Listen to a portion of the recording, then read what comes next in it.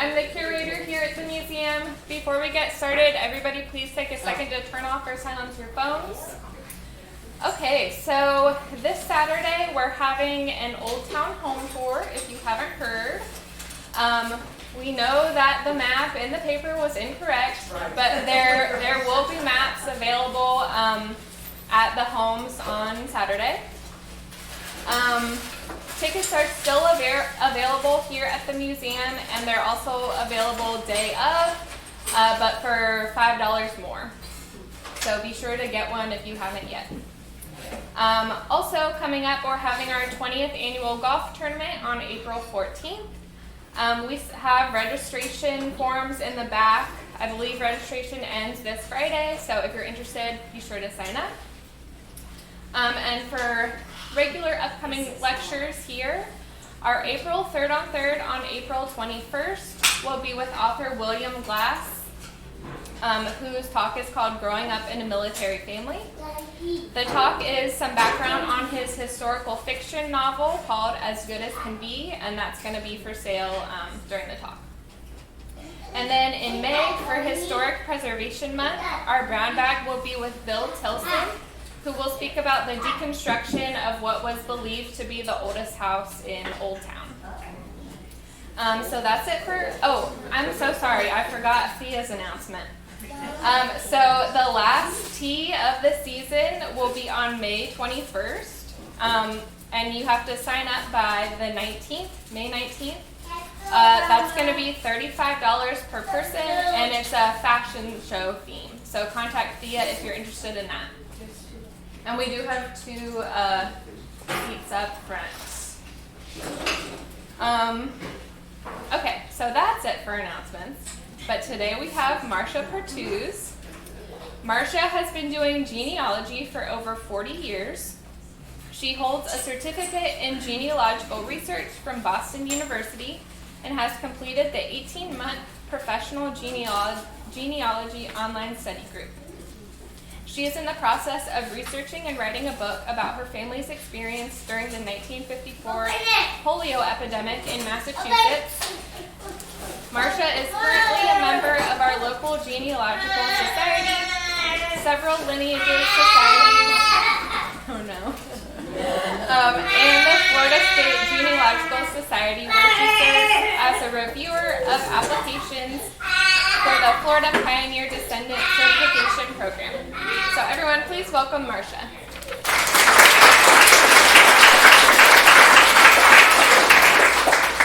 Thank you, and welcome to all of you and for the people who are watching this online. And if you want to see it again, I hear it's going on YouTube, so you can refresh yourselves. Okay, I'm going to ask for no questions now because I'm under a time constraint. So at the end, I will answer all questions, stay as long as you want. But also, would somebody if you're having trouble hearing me, raise a hand, I will shout louder. I kind of forget to project. Okay, I was an elementary school teacher, so I'm going to give you a task before we begin. The last slide shows orphan trains, good or bad. So just evaluate as what you're hearing during the talk, and I will be pulling on your heartstrings for part of it. Okay, so here we go. I'm also going to tell you a story about a fruit bat. She's a baby fruit bat named Stella Luna. And one night, she's out with her mom, wrapped up in mom's arms, and an owl comes along. And so the mother dropped the baby, who fell into a nest of birds, baby birds. Well, they took her in, and remember, she's a fruit bat, but she had to eat those nasty bugs. Imagine the mother's surprise one day when she came home to feed the babies and they were all hanging off of her. Well, Stella Luna got a lecture. You're in my house. You will follow my rules. You will not sleep hanging off the nest, and you will not teach that to your brothers and sister. It's dangerous. So, Stella Luna was brought up as a bird. She had a hard time learning how to land gracefully on top of branches, but she did it. And the book is wonderful because at the top of the pages, there's always a little, I made this big, but it's really tiny. Up at the top is the mother hunting for the baby. She never stopped looking for her baby.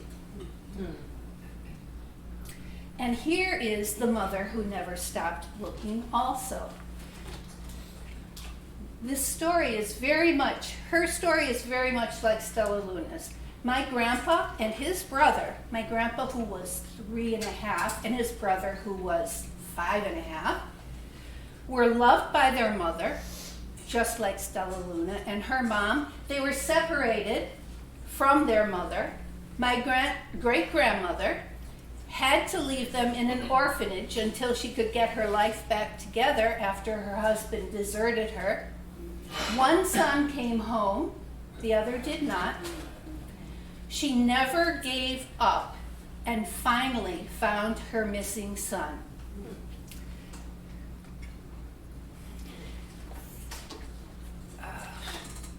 This is the family story that we had in our family. You're not going to talk to Grandpa about this. Well, he was a New Englander, too. They didn't talk a lot about family stuff, but you do not mention the orphan train. Why wouldn't he talk about it? Well, when I started doing research on the orphan trains, I found this quote. Many of the children felt the stigma of being an orphan their entire lives. Some felt unwanted by their birth parents and not fully accepted by their new parents.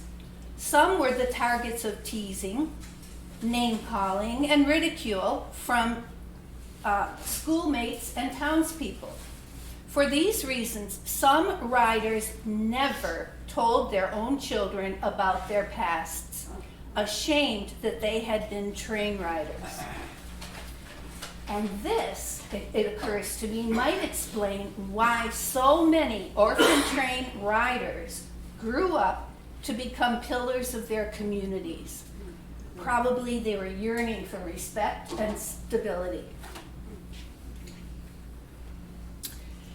When we moved to Boston, an hour away from the town where my father grew up, I decided to find out more about the orphanage without asking my grandfather. I had a whole summer to do research before beginning the new school year. I had no house to take care of. We were in corporate housing in an apartment right down in the center of Boston, right near Faneuil Hall. And our children were grown. So every day I would go out to research, and every night I would return with yet another installation of the family soap opera to tell my husband. Now in genealogy, it's always a good idea to start with what you know. And I knew my grandfather, George Fleming, his wife, Florence Dorr, and that he was a musician in the Army in 1919. Here's his family with his children, his wife, the tall one, he was short, and their 4 children. My grandfather was, no, my dad, there's my dad, the first twin, Richard and Robert. And then this old woman in the corner, and I didn't know who she was, but I was a kid before, you know, who cares? It's just a family picture. So then I discovered, so first thing I did was get Grandpa's birth certificate.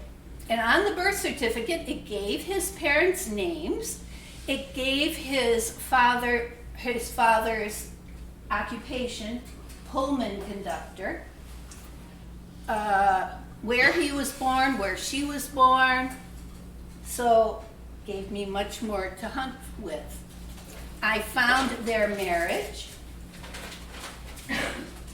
I found my grandpa's older brother Oscar's birth certificate. I found his little brother's birth certificate. And I found a lot of information about Addie, his mother, Addie's dad. He was an alderman in Somerville, Massachusetts, which is right next to Boston. It all merges together. And then I found this, that she,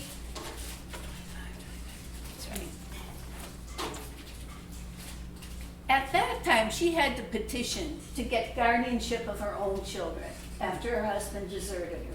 That was the way the laws worked.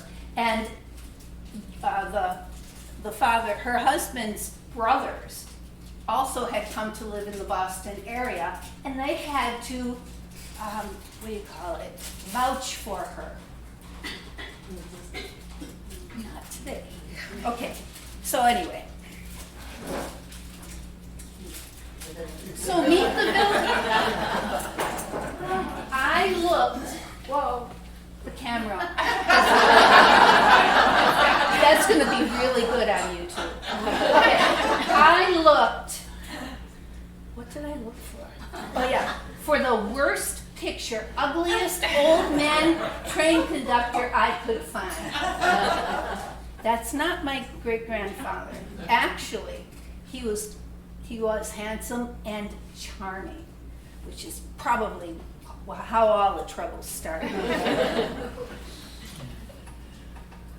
So we believed this family story because as a child, you just accept everything they tell you and you don't even think about it. You don't question it because it's there, bedrock.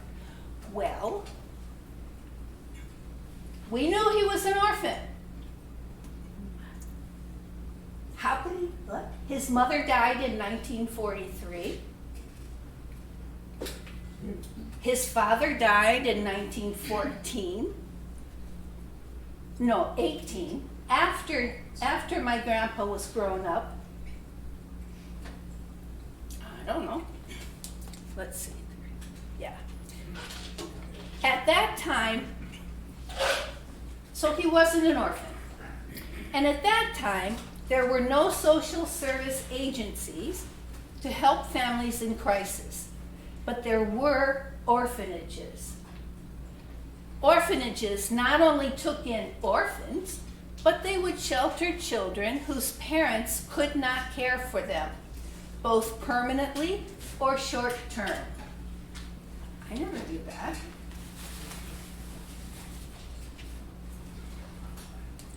So here's where it all began. It began when Grandpa's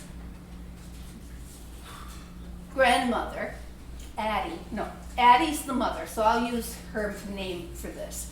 Addie's mother died in 1895, leaving her husband with a 7-year-old. Grandpa's father, the villain, deserted his wife Addie in 1897, leaving her with no income and 3 preschoolers. Grandpa's father, the widowed alderman, Addie's dad, relocated, I love that, the old-fashioned word for moved, relocated himself and his young son to Ashburnham, Massachusetts in 1897 after a dispute with his fellow Somerville selectmen, and it was public and it was ugly. So, and Ashburnham's about a 90-mile drive from Boston. So Addie lost all the local support for her in that year. And then I found my grandfather 7 years old, at the New England Home for Little Wanderers. The 1900 census. He could read and he could write. Well, I went home in tears that night. Little Wanderers? So the next day I researched the Little Wanderers. They were founded in 1865 and still exist today. They're no longer an orphanage, but they're now a social service agency. They had at this point when I was doing the research recently made a decision to keep their name because it helped with, guess what? Fundraising. I learned that the Little Wanderers, picture these little kids, used to go to churches and sing, then pass bags for money around from the congregations. And that made sense to me because my grandpa was a musician. Maybe his training began there.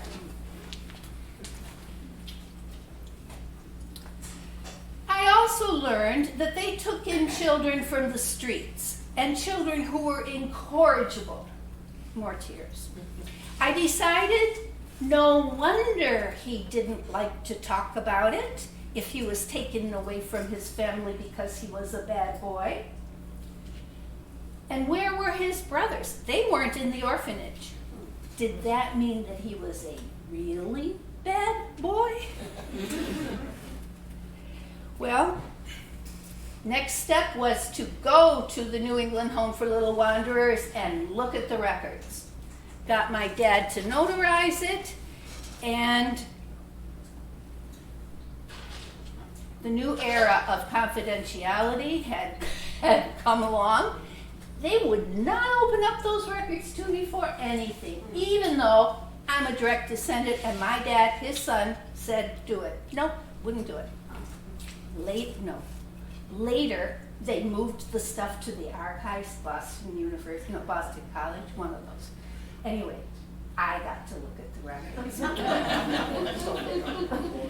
Okay. So what to do? My dad said, call my sister. She can give you Oscar's granddaughter's phone number. I didn't even know my relatives were talking to each other. Okay, so I called her in Indiana, and she was thrilled to hear from me. She had been doing research for 20 years because she had wanted to tell her grandpa what had become of his father, the villain, and I knew that part of the story from my Massachusetts research and filled her in. But I knew nothing about what she was about to tell me. Ooh. There. This is what Judy told me. So then the question is, what's an orphan train? And they were a way for what we call now inner city children to have new lives with new families in the countryside. It was called also Placing Out the Children. And this is a good book if you are interested in the books. In the past, now street Arabs was a term that the public used about these kids who were wandering the streets. In the past, orphans were raised by relatives or neighbors. Orphans. But by 1830, this was no longer working. Some children were orphaned when parents died of typhoid, yellow fever, or the flu. You remember the flu? Some were orphaned by the Civil War. Many were children of impoverished immigrants. Many were abandoned by parents who could not care for them or who were addicted to drugs or alcohol.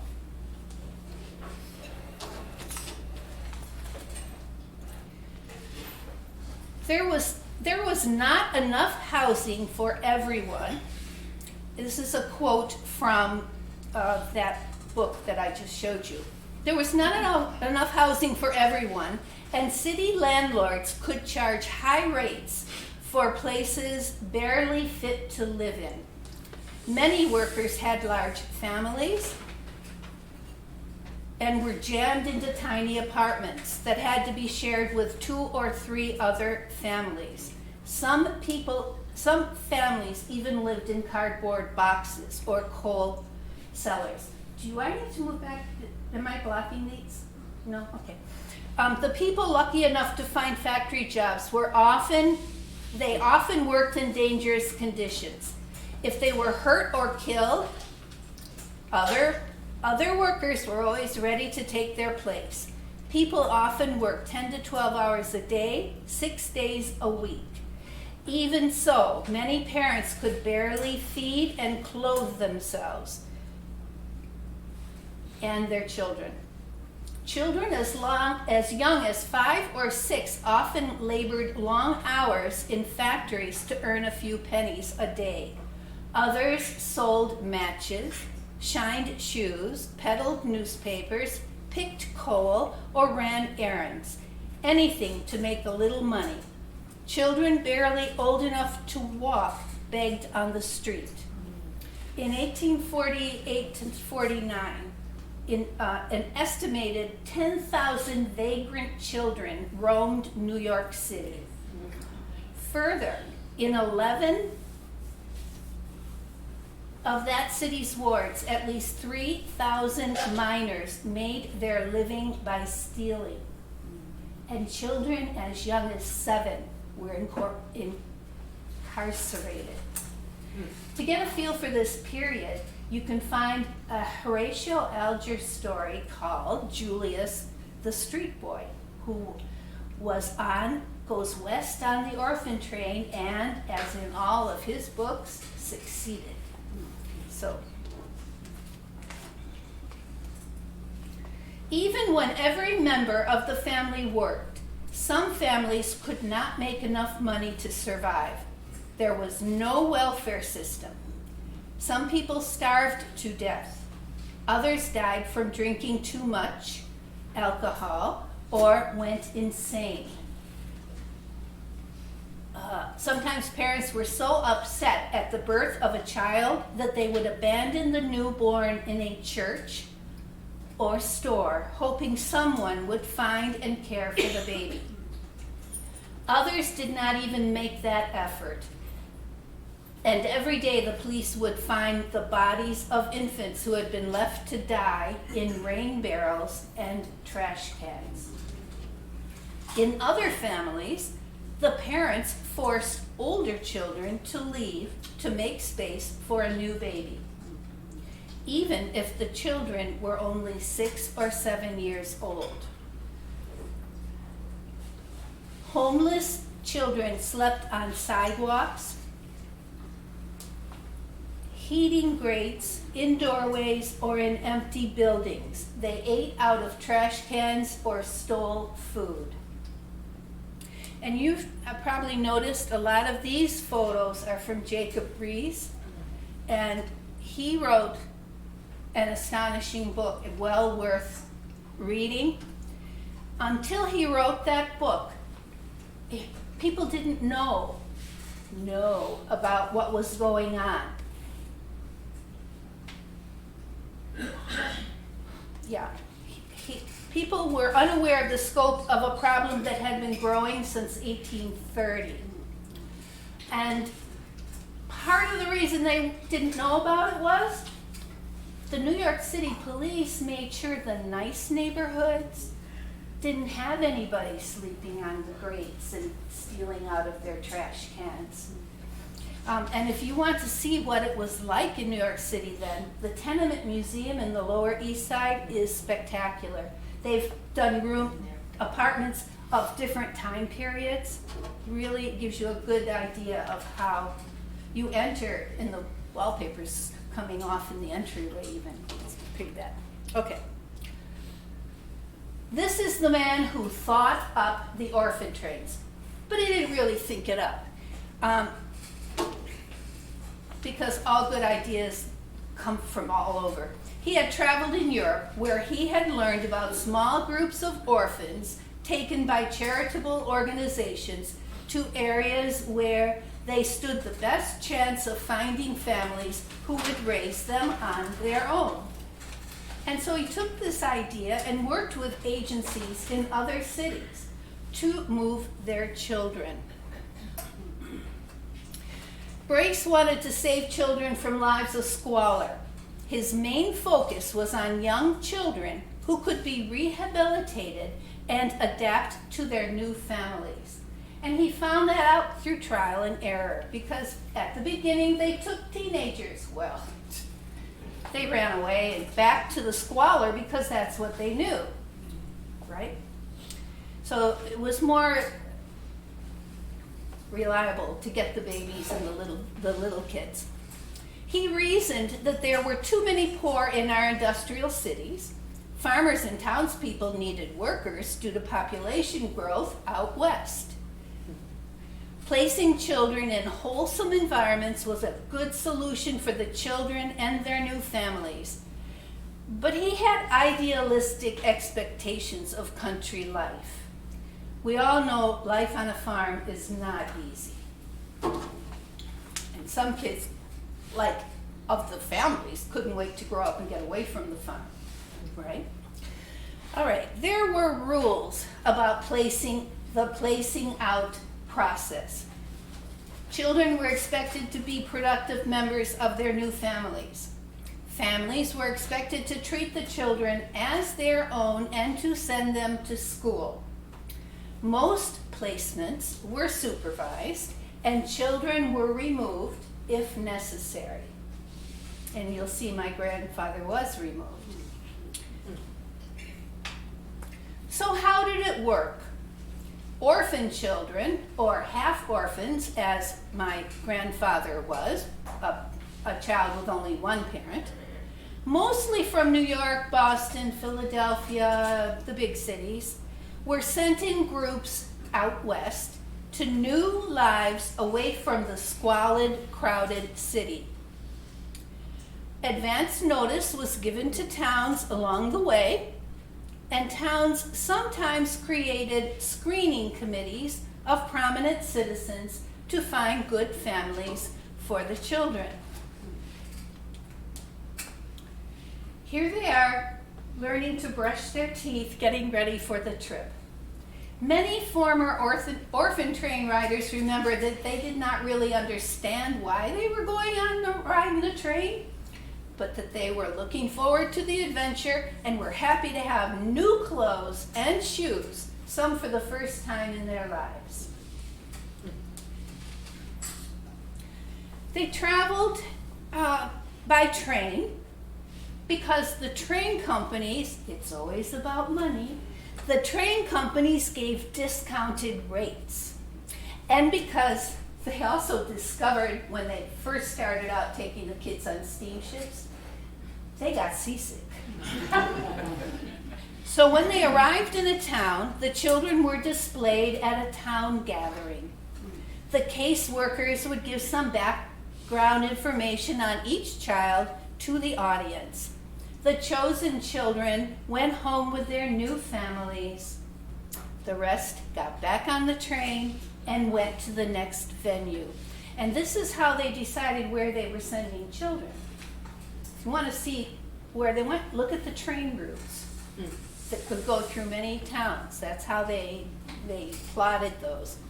The children were mostly white and Protestant, which mirrored the populations of their new communities.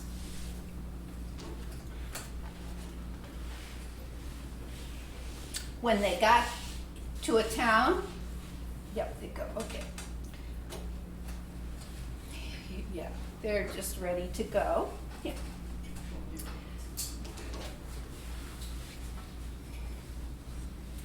There was also a Catholic version, but the Catholics did it a little bit differently. They had them make reservations for the children they wanted. And the parents, the future parents, could request what they wanted. And so these are the towns that the children went to. And when you went in this beautiful, Norman Rockwell scene, when you went there to pick up your child, you got a receipt. But the train wasn't going to wait for you if you were late. So now we're going to have, this book is also good. It has many stories from Orphan Train riders. And we're going to hear their words. One little girl said, "We lived on mustard sandwiches on the train, just bread with mustard on it, nothing else. We got sick of it, but we ate it or we went without." And then there was some fun. One day the conductor came into the car because they had their own car. Can you imagine being a passenger who's sitting among, okay, so came in to the car with a bushel of wormy apples. No, this is fun. He told the children they could throw them out the windows so that the seeds would grow into apple trees along the tracks. So she remembered with delight how the windows were opened and the children hurled the apples with all their might. And this little girl, Ruth Jensen,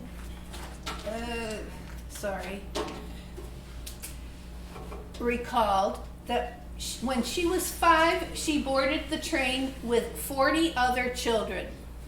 Clara Comstock was the agent. She was a very famous one in all of these Orphan Train stories. And Ruth remembers her as stern but always kind to the children. When they reached Forest City, Idaho, 2 different couples wanted to take her. Miss Comstock took Ruth to the selected couple. When she left, Ruth began to cry. And she says, "I was away from the other kids, and I was in a strange house with a strange woman. I was very hungry, and I was exhausted from the trip. Well, that woman hit me hard, shook me hard, trying to get me to stop crying. I was so frightened, I could not stop. So she spanked me and then slapped me. She said I would get no supper until I stopped, but I couldn't. So she put me in the cellar and locked the door. It was very dark and smelled musty and was cold. I clung to the steps in fear, crying hysterically. Finally, I passed out, probably from exhaustion and hunger. The next day, I remember waking the following morning on her kitchen floor. The doorbell rang, and the woman went to answer it. I heard Miss Comstock's voice and ran to her and wrapped myself around her legs and hung on for dear life. I was not going to let her get away. So Miss Comstock took her to the other family, Ted and Natty Jensen. They lived in a big white house that had a yard with big trees. They had 2 sons, 8 and 11, and 2 unmarried aunts living with them. When everyone sat down to eat dinner, the father told his new daughter she needed to take her arms off the table. I said, but there are long fingers. You have to see she's like this.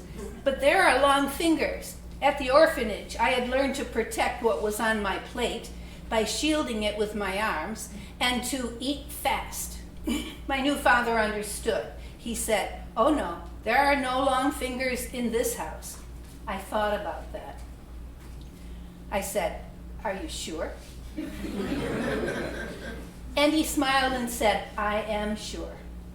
Then I looked at my new mama, who put some more food on my plate, more food on my plate than I had ever seen before, and I asked if it was all mine. She assured me that it was, so I moved my arms and ate everything they gave me, plus more.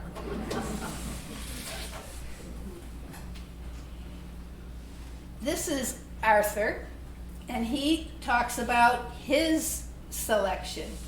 He was dressed in new clothes and put aboard a train in New York City with 11 other orphans for the ride to Clarinda, Iowa. Clara Comstock was the agent in charge. She had already made arrangements with a committee of prominent Clarinda citizens to receive the children, and therefore planned no other stops along the way. Another agent and a nurse were along to assist.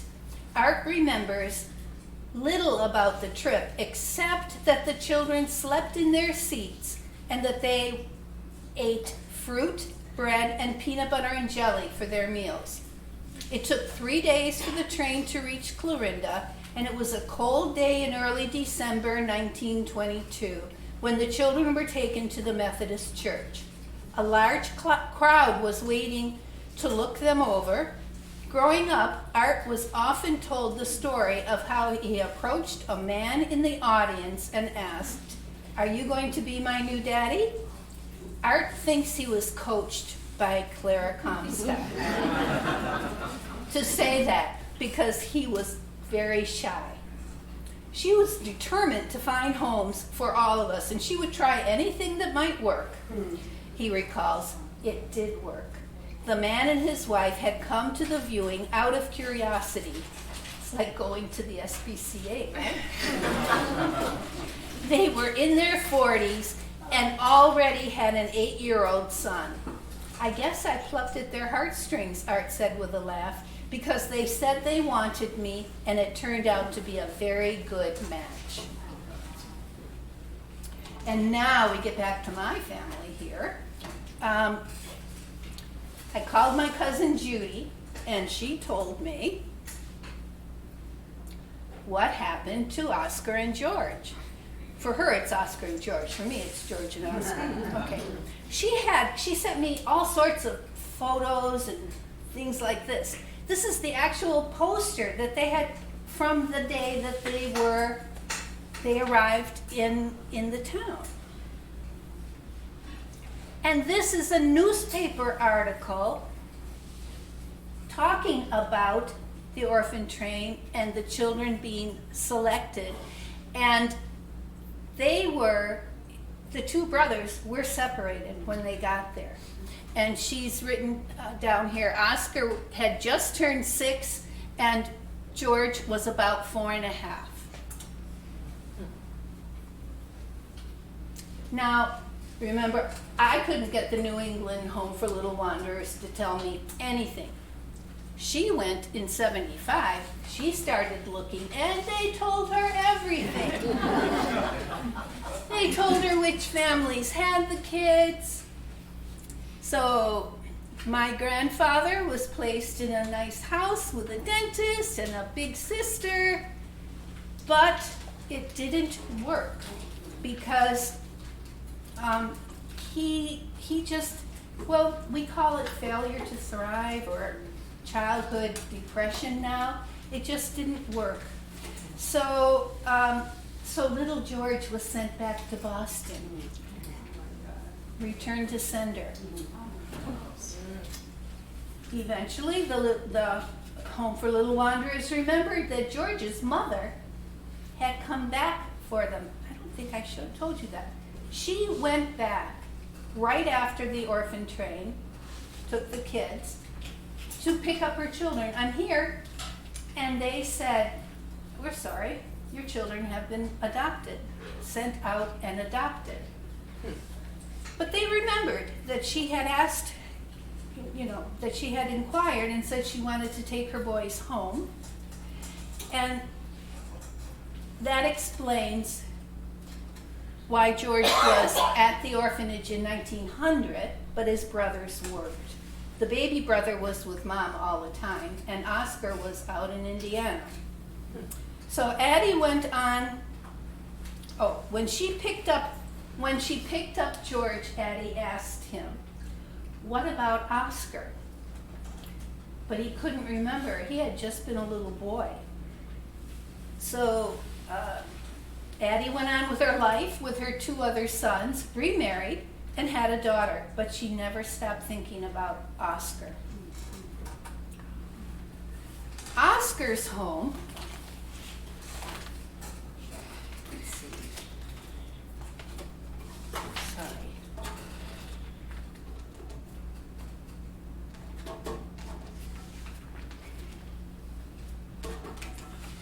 I had these in such good order. All right, Judy, my cousin, said, my grandfather began his life in Indiana not knowing who he was, where he came from, no friends, awoke early in the morning to do farm chores before school, and then returned to the fields after school. He was removed by his foster father from school at age 10 and was treated poorly. In fact, he always felt embarrassed that he hadn't gone beyond grade age 10 in school. Judy asked Oscar in 1977 how he had found his real last name. He told her, it was an accident.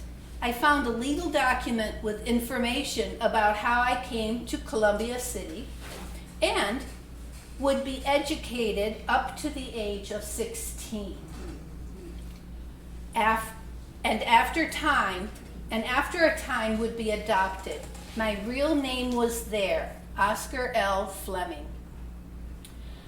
Milo knew that Oscar was not a happy camper there and gave him a colt to raise and told him it would be his. And when Milo sold his colt in 1907, Oscar told his girlfriend Louise he was going to use his real name and run away. He wanted to join the Navy. Now, the family story is, Addie took the children to the orphanage and told them, I will be back for my children. Remember I went to the archives? I found the children, their ages, where they were living, Somerville, and no notation that she was coming back. Down here, they say to remain until, and they give dates. And all of these are kids that were the part-timers. I don't know. I mean, she was a smart, educated woman. Did she not know how the system worked? Or I prefer to think that the clerk forgot to ask, are you picking them up? I don't know. But that's where it all went horrible. So how did she find her boy? When he turned 18, she wrote to every branch of the service to ask if he was enlisted, if he had enlisted, and he had. He was on a Navy ship. She sent a telegram to him, and everybody on the ship raised money to send him to visit his mother. And here they are. They went to get a formal portrait made of the two of them when they were together. Oscar's granddaughter, Judy, says that Addie would never discuss her ex-husband, the villain. But my cousin has a copy of the divorce decree. There's a lot of detail there about, well, he was a train conductor, Pullman conductor, from Boston to Quebec, and had to stay overnight in Quebec and then come home, and that was his regular route. It's an interesting story. There's depositions, and anyway. We think he met a woman named Letitia. All right. So after the reunion, Addie wrote a postcard. In those days, people did postcards a lot. These, I don't know, penny postcards, something. That she telling how she has never forgotten you.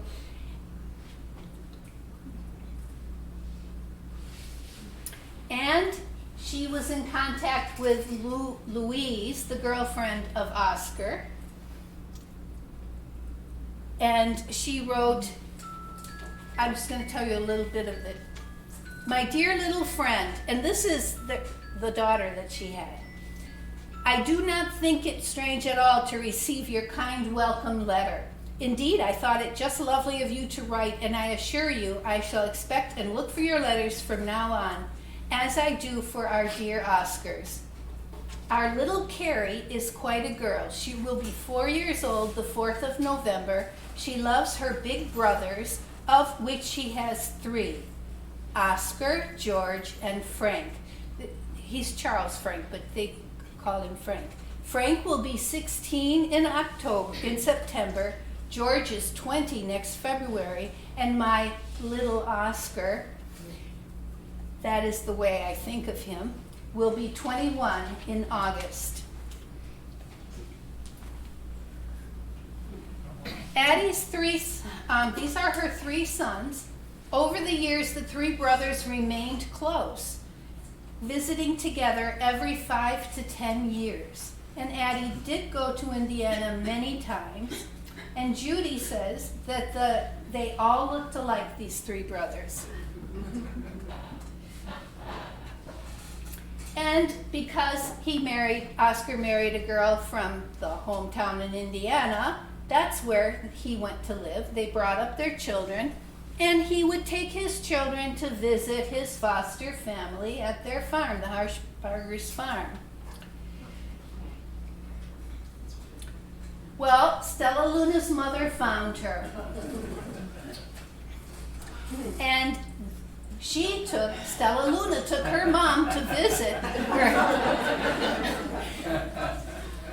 Yeah, the brothers and sister came to visit her.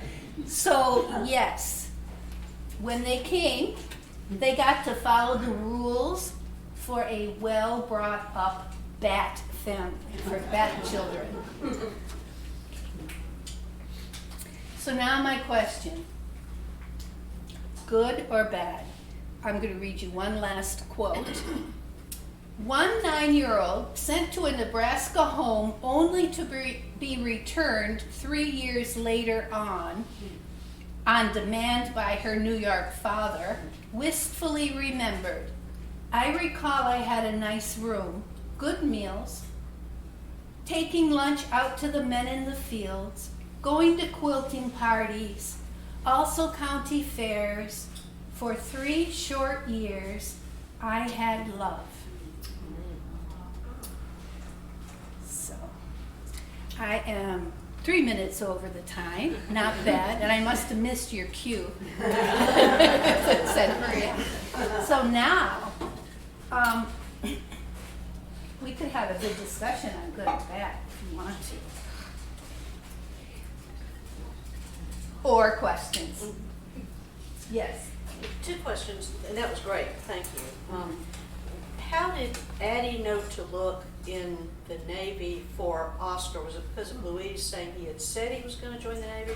I mean, how did she know to write all of those ships? She wrote to every head of every service. So the Army, I don't know how, but the head of every, and asked them to look through the records. Do they have a Oscar Lee Fleming?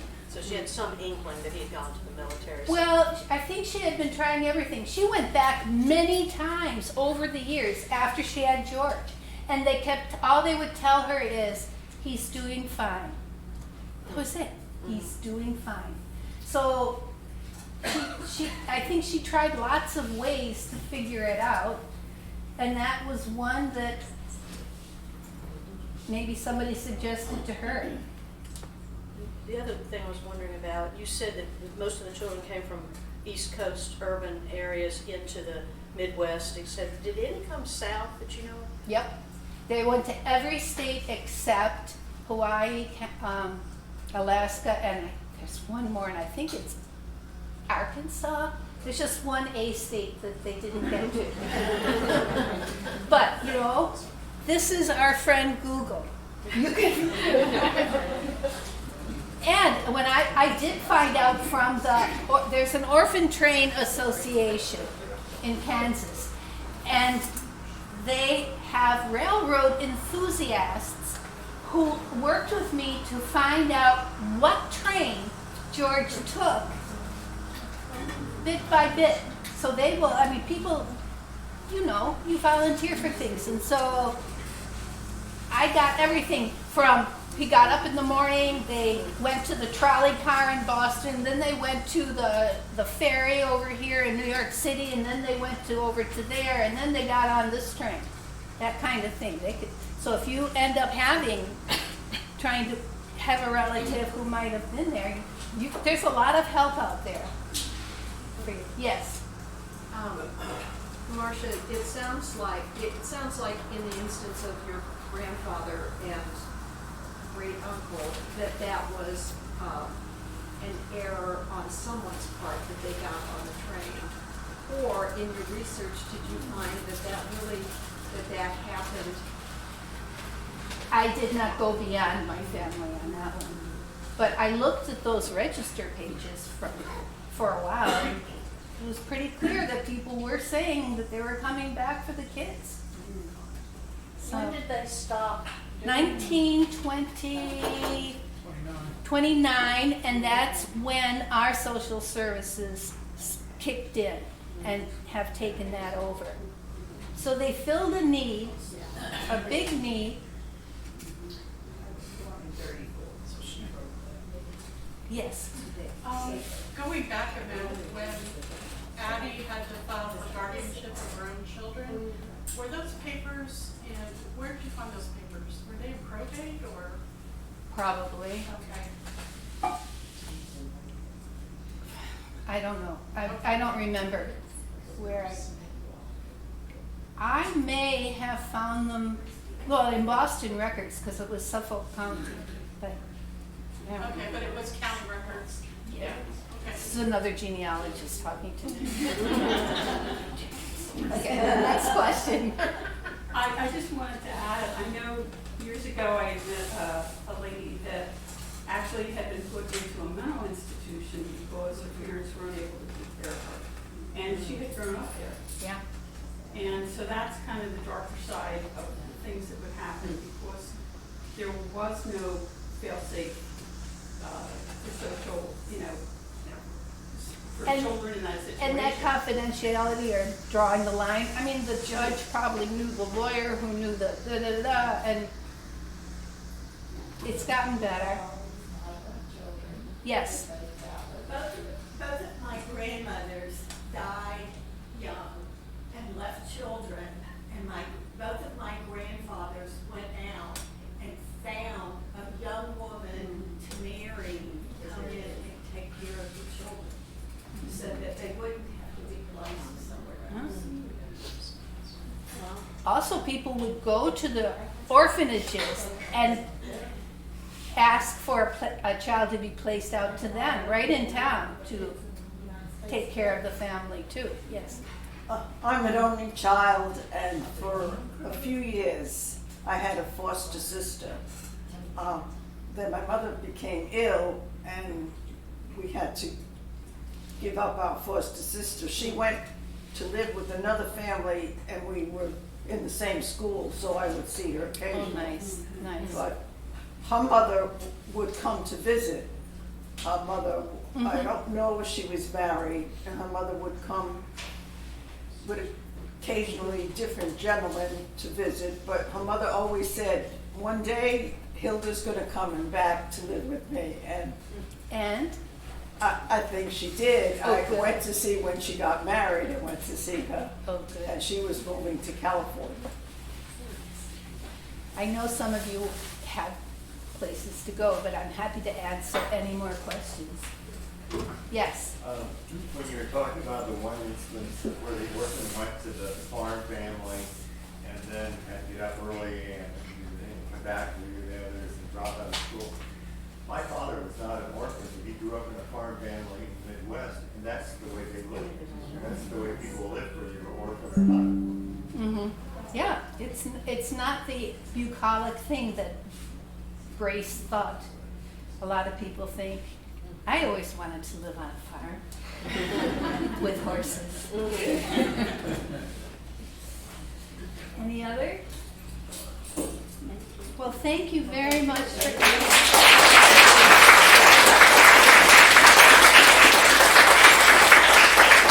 Thank you so much, Marcia. And thank you all for coming, and we hope to see you at the Old Town Home Tour on Saturday.